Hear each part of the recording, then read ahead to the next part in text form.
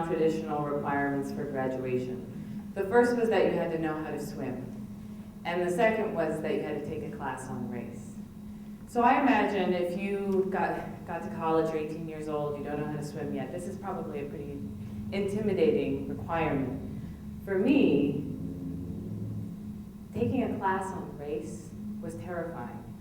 I had no idea how to talk about race. I grew up in the suburbs of Pittsburgh in a predominantly white community where we never talked about race. And it wasn't like there was a big sign that said, "Thou shalt not talk about race."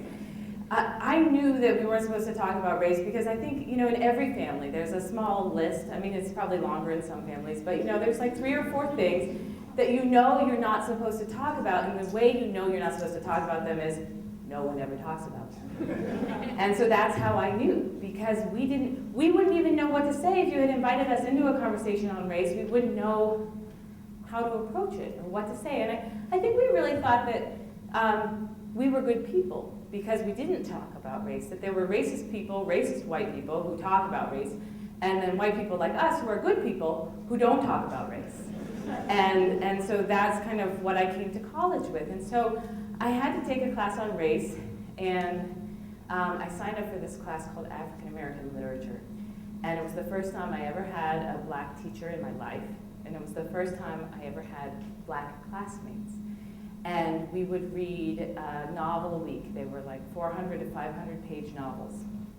And they were all written by African American authors. And when I would go into this class, I felt like I don't belong here. That's not, like I'm going into someone else's space. Like the history of racism and the story of African Americans in America, that's not my story. I don't belong here. I felt like, but I was required, so I had to go. And when I got to class and I tried to participate in the conversations, I found I was really interested in the material. I loved the books. I felt very passionately about the subject, but I couldn't get the words black or white past my lips. I couldn't say the word racism out loud. I couldn't say it. It didn't come out of my mouth.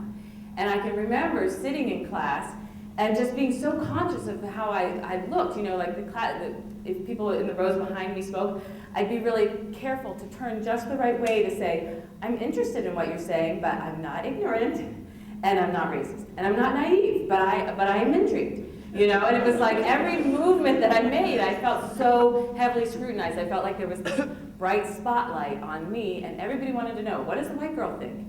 And actually, I don't think anybody cared what the white girl thought, because they were all busy, having their own college experience, and actually there were a lot of white kids in the class. But for me, it felt like everything I said could potentially show that I'm ignorant and that I'm racist. And I didn't know how to plug into this conversation. And so throughout the course of the semester, I developed this little folk theory that just kind of went like this. Like, it looks like people of color can talk about race and white people can't. And not just that this is rule, but maybe it's biological. Like, they were born with it, I wasn't, And then there was this girl who challenged it a little bit. Her name was Elizabeth Kay, and she was so good at this class that she said things like white supremacy and the great white savior myth. And I would look at her and be like, what are you talking about? And then, is this about me? And I was sure that she was biracial because I'd never heard a white person talk like her. And it came out later in the semester that she was white. And so this was a mystery for me, and it really challenged this theory that I developed. Like, what is up with Elizabeth Kay? And later, so I continued to kind of watch her, and later I found out the mystery to Elizabeth Kay, she was from San Francisco. So now the theory went like this.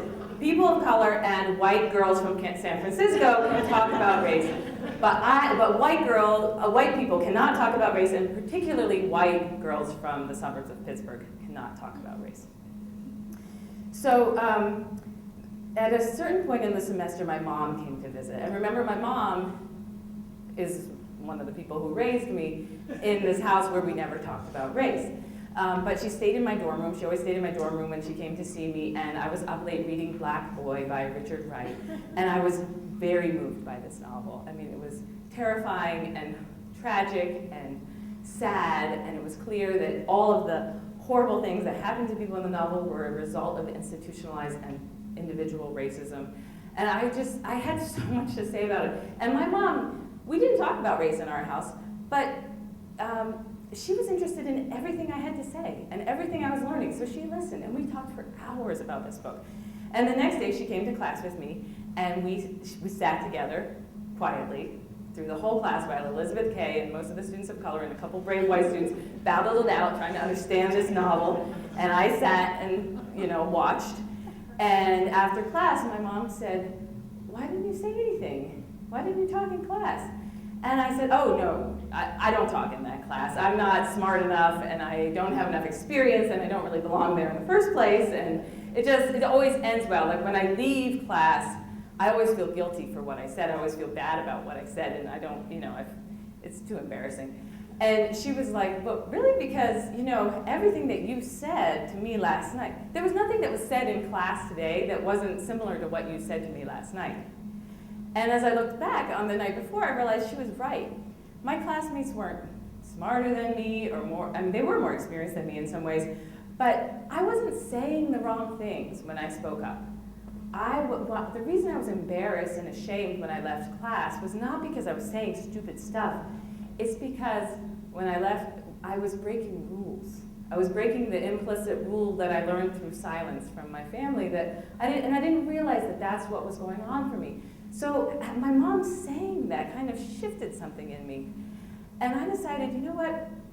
I'm going to start talking about this, because it seemed to me, this was a new folk theory, that actually I was embarrassed and ashamed because I was breaking this invisible rule.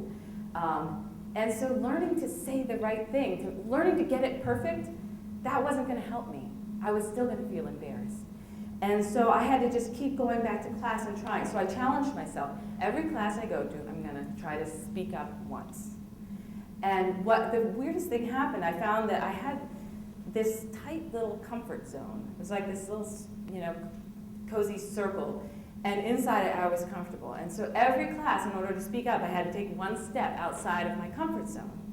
And as I did that, the comfort zone kind of widened. So I would take these steps into my discomfort zone, and then the comfort zone would get bigger. And eventually, my comfort zone expanded so much that I was able to sign up for more classes with the same professor. I became an Africana Studies minor. And I realized this space that I thought wasn't a place where I belonged, this space where we talk about racism and the history of racism in the US, that for some reason I thought belonged to people of color. I realized this is a place where not only do I belong, but I need to be. That the history of racism belongs to all of us, and that all of us need to take responsibility for understanding it and knowing it and changing it. And I have to say that in my life, this skill of leaning into my discomfort zone and being able to talk about race has been at least as valuable and as important to me as being able to swim.